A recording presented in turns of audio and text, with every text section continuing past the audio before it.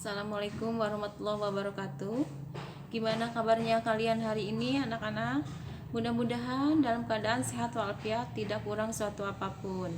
Dan tetap semangat, selalu jaga kesehatan walaupun saat ini kita dalam pembelajaran daring, tapi tidak mematahkan semangat kalian untuk tetap belajar. Terlebih dahulu, silahkan kalian buka classroom-nya untuk mengisi absen yang di-share oleh wali kelas. Pertemuan kali ini yaitu mata pelajaran pembuatan busana customer tentang KD kompetensi dasar 3.9, yaitu menganalisis rancangan bahan kebaya. Sebelumnya Ibu akan mengingatkan kembali materi yang kemarin, yaitu tentang kamisol. Di sini kamisol adalah pakaian dalam wanita yang digunakan sebagai pelengkap kebaya, yang sering digunakan untuk menampilkan kesan seksi atau rapih pas di badan. Bahan yang biasanya digunakan untuk kamisol yaitu salah satunya itu linen, katun, dan rajutan. Itu. Selanjutnya tujuan dari pembelajaran ini yaitu tentang analisis rancangan bahan kebaya. Diharapkan kalian bisa menjelaskan pertama yaitu pengertian kebaya. Kedua, bisa menjelaskan jenis model kebaya. Ketiga, bisa menjelaskan pengertian rancangan bahan kebaya. Kemudian, bisa menjelaskan prosedur pembuatan pola kebaya. Bisa menentukan alat dan bahan yang digunakan dalam pembuatan pola kecil dan rancangan bahan atau lapsid kebaya. Menentukan prosedur pembuatan rancangan bahan lapsid kebaya, dan kalian bisa menganalisis rancangan bahan atau lapsid kebaya. Setelah menjelaskan tentang tujuan, Ibu langsung ke materi, yaitu tentang materi kebaya. Yang pertama itu pengertian kebaya. Ada yang tahu kebaya itu apa? Ya. Di sini Ibu jelaskan pengertian kebaya menurut Wikipedia, yaitu kebaya adalah blus tradisional yang dikenakan oleh wanita Indonesia yang terbuat dari bahan tipis yang dikenakan dengan sarung, batik, atau pakaian rajutan tradisional lainnya seperti songket dengan motif warna-warni. Selain itu ada pengertian kebaya itu menurut Ferry Setiawan. Di sini kebaya itu berasal dari perkataan Arab atau bahasa Arab yang disebut dengan habaya, yang artinya habaya itu pakaian labu yang memiliki belahan di depan. Selanjutnya itu pengertian kebaya ada yang menurut Judi Aksyadi. Pertama yaitu kebaya sebuah blus yang berlengan panjang yang dipakai di sebelah luar kain atau sarung yang menutupi sebagian dari badan. Itu tentang pengertian kebaya. Selanjutnya yaitu jenis model kebaya. Yang pertama, model kebaya Kartini. Model kebaya Kartini ini pada dulunya dipakai oleh perempuan ningrat pada era Raden Ajeng Kartini. Nah, potongan dari model kebaya ini mirip dengan kebaya encim. Yang membedakannya adalah panjang kebaya yang menutupi panggul dan lipatan kerah dengan bentuk garis vertikal yang membuat kesan pemakainya kelihatan tinggi dan ramping. Itu untuk model kebaya Kartini. Di sini Ibu perlihatkan modelnya seperti ini ya. Nih, ini ada yang modelnya dari bahan brokat yang warna putih, kemudian ada yang katun dengan motif batik ya. Itu bagus banget ya. Jadi panjangnya itu minimal dari dari panggul ke bawah ya. Jadi memberikan kesan ramping tinggi. Itu untuk ciri khas model kebaya Kartini. Selanjutnya yaitu kebaya Jawa. Jenis kebaya ini memiliki bentuk yang simpel dengan potongan garis leher pi ya, garis leher pi. Motifnya biasanya memberikan kesan sederhana. Biasanya kebaya Jawa ini terbuat dari kain transparan bermotif yang dipadu-padankan dengan pakaian. Ini salah satu contohnya ya, model kebaya Jawa. Jadi bisa dipadupadankan, bisa dengan kain panjang, songket, atau mungkin bisa dengan rok juga bisa ya, atau kulot itu model panjang juga bisa. Ini untuk ciri khas model kebaya Jawa. Jadi berkesannya sederhana, tidak banyak model lain. Lehernya bentuknya leher V, rada terbuka seperti ini. Selanjutnya yaitu kebaya encim. Kebaya encim ini merupakan perpaduan antara baju Shanghai khas Cina dan kebaya khas Melayu. Kebaya encim ini umumnya dibuat dengan bahan organdi atau katun, ya. Yang membedakan antara kebaya encim ini dengan jenis-jenis kebaya lainnya adalah model kerahnya pi, kemudian ada bordiran di sepanjang kerah sampai ke bawah kebaya itu sendiri. Ini contohnya seperti ini nih. Nih, kebaya encim. Jadi model lehernya pi, kemudian ada motif bordir dari leher sampai ke bawah itu full. Itu ciri khas untuk kebaya encim. Dan juga biasanya kebaya encim itu motifnya cerah-cerah. Di sini contohnya kan ada biru ya, biru yang cerah, merah, kemudian putih. Dan identik biasanya lengannya kebanyakan panjangnya 3/4, tapi tidak menutup kemungkinan ada juga yang panjangnya sampai pergelangan ya untuk kebaya encim. Ciri khasnya keduanya itu panjangnya sampai panggul, tidak ke bawah, tidak terlalu panjang atau model kebaya encim ini. Selanjutnya itu kebaya Bali. Kebaya Bali ini memiliki tambahan bentuk detail tambahan, yaitu obi yang melilit pada bagian pinggang. Biasanya bahan dari kebaya Bali ini terbuat dari brokat dan kain katun. Tambahan obi pada ada yang bisa langsung melekat di kebaya itu sendiri atau dijahit langsung atau terpisah. Itu untuk kebaya Bali. Untuk obinya sendiri gitu tuh, bisa melekat di kebayanya, dijahit langsung atau terpisah, bisa dibuka. Nah, ini contohnya seperti ini, bisa dilihat sama kalian ya. Tuh, di bagian pinggangnya itu ada yang melilit kain, itu namanya obi. Ya. Ini macam-macam obi, bisa lebih lebar dari ini ya yang Ibu contohkan. Bahkan bisa sampai ke batas sampai panggul, itu obinya tuh, macam-macam ya. Itu ciri khas untuk kebaya Bali. Selanjutnya yang terakhir yaitu kebaya kutu baru. Bentuk dasar dari kebaya kutu baru sama dengan jenis kebaya lainnya. Yang membedakannya di sini adalah tambahan kain untuk menghubungkan sisi kiri dan kanan dari bagian dada sampai perut. Biasanya dalam pemakaiannya jenis kebaya ini ditambahkan stagen atau yang disebut itu korset. Bisa dilihat nih contohnya. Kenapa ditambahkan stagen atau korset? Biar memberikan kesan langsing. Nih, di sini singset. Mungkin kalian bisa menemui ya kebaya model kutu baru ini pada tukang jamu gendong tuh. Suka ada ya masih menggunakan kebaya seperti ini. Ya, ada. Ini yang warna hitam itu stagennya ya atau korsetnya. Jadi memakai korset ini biar memberikan kesan langsing, rapih ya. Lebih ramping. Itu untuk jenis model kebaya. Kemudian selanjutnya di sini materinya yaitu pengertian rancangan bahan, labsit dan harga.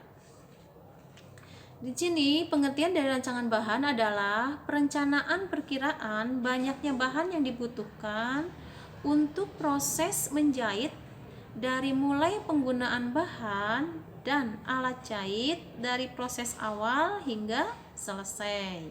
Jadi yang dimaksud dengan rancangan bahan kebaya ini adalah perencanaan perkiraan banyaknya bahan yang digunakan atau yang dibutuhkan untuk proses menjahit kebaya. Itu yang disebut dengan rancangan bahan kebaya. Selanjutnya rancangan bahan harga. Nah, di sini kalau ada rancangan bahan otomatis pasti ada rancangan harga. di dalam membuat, tidak hanya di dalam membuat kebaya, dalam membuat suatu pakaian itu rancangan bahan dan harga itu selalu berdampingan. Di sini rancangan harga kebaya adalah perkiraan banyaknya biaya yang dibutuhkan dalam membuat kebaya. Ya. Kenapa? Untuk apa Bu tujuannya membuat rancangan harga? Untuk supaya tahu nanti bahan atau kain yang dibutuhkan itu berapa, supaya tidak dikira-kira. Misalkan ini bahan yang diperlukan misalkan 2 meter, biaya yang dibutuhkannya berapa, perkiraan pasar nanti Ibu jelaskan sebelumnya di bawah ya, ada cara merancang harganya seperti apa itu ya. Kemudian selanjutnya prosedur pembuatan pola kebaya. Di sini Ibu memberikan contoh desain kebaya ya. Desain kebaya di sini yaitu model kebaya kutu baru. Ini kebetulan kutu barunya atau babnya itu rada panjang ya, sampai ke batas pinggang dengan model lengan 3/4 ya. Bagian depannya itu modelnya runcing. Nah, dalam setelah membuat model, kita sebelum membuat pola itu kita tentukan dulu ukuran ya. Apa saja yang dibutuhkan untuk membuat pola kebaya ukurannya? Pertama yaitu panjang kebaya ya, kemudian lebar punggung atas, kemudian lingkar leher ya, lebar bahu dasar, lingkar badan, lingkar pinggang, lingkar pinggul ya, panjang dada, lebar dada, tinggi puncak, jarak payudara, panjang sisi, panjang punggung, lebar punggung, panjang lengan ya, lingkar kerung lengan, lingkar lengan, dan lingkar pergelangan lengan. Itu untuk ukuran yang dibutuhkan pada saat membuat pola kebaya. Selanjutnya setelah kita tentukan ukuran, kemudian ada yang namanya keterangan pola. Keterangan pola di sini untuk membuat kebaya ada keterangan pola bagian depan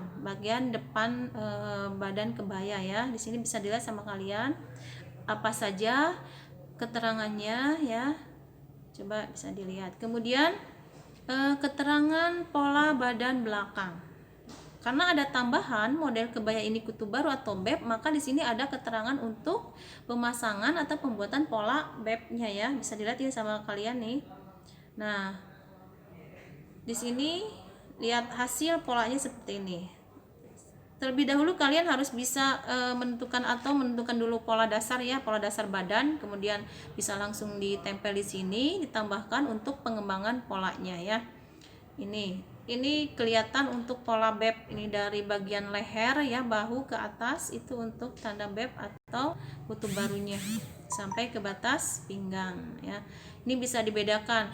Pola itu ada yang dari pensil merah itu menandakan itu pola bagian depan. Kemudian untuk yang biru menandakan pola bagian belakang. Itu ya. Ini tanda polanya juga ada garis seratnya. Selanjutnya ini pola obinya atau beb ya. Kemudian ini ada pola lengan. Ya, karena tadi di model lengannya 3/4, jadi panjangnya juga tidak sampai pergelangan ya, hanya 3/4 atau sesuai model yang dibutuhkan. Kemudian selanjutnya setelah kalian buat pola kebaya dengan skala, tentunya ini skala kecil ya, skala 1/4. Sekarang membuat rancangan ya ini. Dan sebelumnya Ibu akan jelaskan alat dan bahan dalam pembuat rancangan apa saja. Pertama, alat pembuatan rancangan bahan kebaya yaitu skala meter ya, yang skala meter yang dari kertas tuh. Itu untuk membuat pola kecil, karena kalau pola kecil itu harus punya skala, kecuali pola besar langsung sama meteran ya. Kemudian pensil, penggaris, penghapus ya, pensil merah biru, rautan, dan juga alat yang dibutuhkan lainnya ya. Nah, kemudian selain alat itu ada bahan pembuatan rancangan pola kebaya apa saja. Pertama yaitu kertas pola. Kemudian kertas dusla. Kertas dusla di sini biasanya ada 2 macam warna ya yang dibutuhkan. yang umumnya digunakan yaitu dusla warna merah untuk nanti membuat rancangan bahan bagian pola depan, dan kertas dusla warna biru biasanya digunakan untuk membuat rancangan bahan pola bagian belakang. Kemudian selanjutnya itu adanya perlu lem ya atau perekat gitu.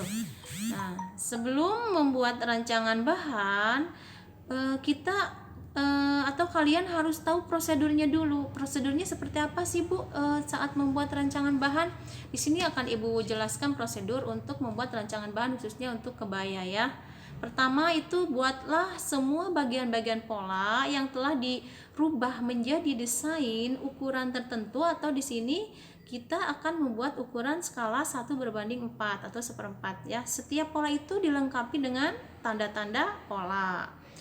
Contohnya seperti apa tanda-tanda pola, yaitu arah serat ya, tanda lipatan kain, kemudian tanda kampuh dan sebagainya. Dan juga itu pensil, peletakan pensil merah. Kalau bagian depan otomatis harus menggunakan pensil warna merah.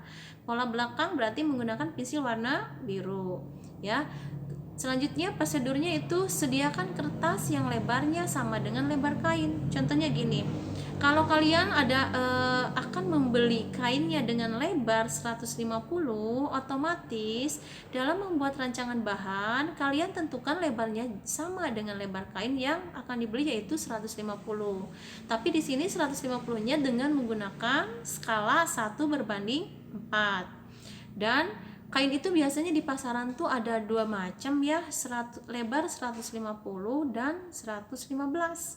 Berarti kalau kalian akan membeli kain dengan lebar 115, otomatis kalian harus bikin lebar kainnya 115 juga, contoh untuk rancangan bahannya ya, dengan skala 1/4 itu ya. Selanjutnya prosedurnya itu kertas pengganti kain dilipat 2 ya, jadi seolah-olah itu yang tadi udah ditentukan 150 itu lipat 2, seolah-olah itu adalah kain ya, untuk nanti penempelan pola-pola yang sudah dipersiapkan sebelumnya tadi ya. Kemudian jika semua pola telah diletakkan dan telah diberi tanda, ukurlah panjangnya. Tadi kan sudah diletakkan otomatis menggunakan lem ya. Nah, setelah semuanya diletakkan, ukur semuanya. Itu peletakan polanya dengan semua pelengkap ya. Tadi pelengkapnya kan ada, mungkin di sini ada garis lipatan leher ya, karena ini menggunakan bentuk leher, garis leher, jadi harus ada lipatan. Dan juga tadi ada obinya atau beb, itu polanya juga diletakkan, harus dibuat ya. Nah, setelah diletakkan semuanya, kalian ukur sama skala 1/4 berapa panjangnya dari ujung kertas dengan ujung kertas ke bawah berapa, itu untuk menentukan panjangnya ya. Jika semua pola telah diletakkan ya tadi diukur ya, sehingga dapat diukur. Hitung juga pelengkap yang dibutuhkan, tadi Ibu sebutkan sudah ya. Nah, setelah hitung berapa banyak bahan yang dibutuhkan atau panjang kertas atau panjang kain, sekarang selanjutnya hitunglah berapa banyak uang yang dikeluarkan. Nah, di sini untuk prosedur udah jelas ya. Nah, setelah itu contohnya di sini nih untuk rancangan bahan. Nih, tadi kan pola depan dipotong seperti ini, diletakkan pakai lem ya. Ini dengan Ibu bikin lebar kainnya 115 ya, karena kebanyakan untuk kain kebaya itu 115 di pasaran. Tapi tidak menutup kemungkinan ada juga yang lebar 150 gitu ya. Coba bisa dilihat ini. Kemudian ada tanda-tanda pola kupnat sudah pasti ya. Terus arah serat juga sudah ada di sini. Ini pola yang merah berarti pola bagian depan ya. Yang pakai dusla warna biru berarti pola bagian belakang. Ya, ini ada bebnya, lihat lengan. Harus kumpit ya. Ada tulisannya ini pola apa ya. Kemudian tanda kampuh. Tanda kampuh juga kalau bisa ada keterangannya. Kalau kampuh kurung lengan di sini bisa dicantumkan sama kalian. Kurung lengan itu jaraknya 1,5, sehingga tulis aja di sini 1,5. Kalau bagian sisi misalkan jaraknya 2 cm, tulis aja 2 cm. Itu lebih bagus ya. Di sini. Ini untuk contoh rancangan bahan. Nah, di sini yang terakhir selain rancangan bahan tadi disebutkan di prosedur, ada juga rancangan harga. Nah, ya, setelah merancang bahan selesai, dilanjutkan dengan merancang harga. Artinya memperkirakan jumlah biaya yang dibutuhkan untuk membuat busana atau di sini untuk membuat kebaya ya dengan model tertentu tadi, berapa harga yang dikeluarkan gitu tuh ya. Di sini apa saja sih Bu rancangan harga yang dibutuhkan? Di sini kita mempermudah dibikin kolom ya bagan. Pertama itu nomor, kemudian nama bahan, jumlah ya, jumlah yang dibeli, kemudian harga satuan, dan terakhir total. Ini sama Ibu dicontohkan ya, Ibu memberi contoh kain 1 meternya 40.000 nih. Tadi sudah diukur panjangnya, di sini contohkan 1 meter seperempat atau 1,25 meter. Dikalikan 40 berarti jadi 50. Tapi kalau misalkan di pasaran kalian menemui, Bu, saya bahannya beli 60, tinggal kalikan aja berapa. Ya, itu ya untuk pengaliannya. Kemudian yang selanjutnya bahan yang diperlukan yaitu untuk merancang harga benang. Benang 1 buah berapa? Satunya 2.000 ya, 2.000 karena satu ya. Kancing misalkan ada 8. Ini kita beli selusin aja 5.000 udah. Obras ya, obras. Nah, selain itu sebenarnya kalian bisa mencantumkan dari item keempat ini biaya apa tak terduga atau listrik juga bisa masuk berapa persen gitu dari ini ya. Nanti setelah terakhir sih bisa, atau dari sekarang juga bisa dicantumkan. Apa? Misalkan di sini ada yang kurang, coba apa? Kain pengeras ya, kain pengeras contohnya pislin ya. Nah, di sini Ibu lupa mencantumkan ya, kalian bisa cantumkan di poin berikutnya, pislin menggunakan berapa ya. Totalnya di sini 59.000 Ibu total seluruhnya. Tapi kalau seandainya harganya di sini ternyata Bu harganya naik, itu kan Ibu bikin kisaran ya, kisaran di pasaran. Tapi itu bisa menentukan lebih murah atau lebih mahal. Kalau sekarang mungkin ada naik semua ya, kainnya juga ada yang sampai 60.000 itu ya. Nah, demikian materi dari Ibu. Selanjutnya setelah kalian menyimak materi dari Ibu barusan, ini ada yang harus kalian kerjakan ya. Silahkan, tugasnya sudah Ibu sampaikan di classroom, tinggal dibuka aja. Yaitu apa saja sih Bu tugasnya? Ada 3 nomor ya. Yang pertama tugasnya yaitu kalian membuat desain dari salah satu jenis model kebaya. Contohnya di sini kan tadi Ibu jelaskan ada beberapa macam ya, hanya satu saja. Dibikin desain sama kalian dan analisis dari desain tersebut. Misalkan contohnya saya Bu akan membuat desain model kebaya Kartini. Jadi analisis seperti apa? Contoh analisis itu kejelasan, jadi keterangan dari gambar tersebut yang detail.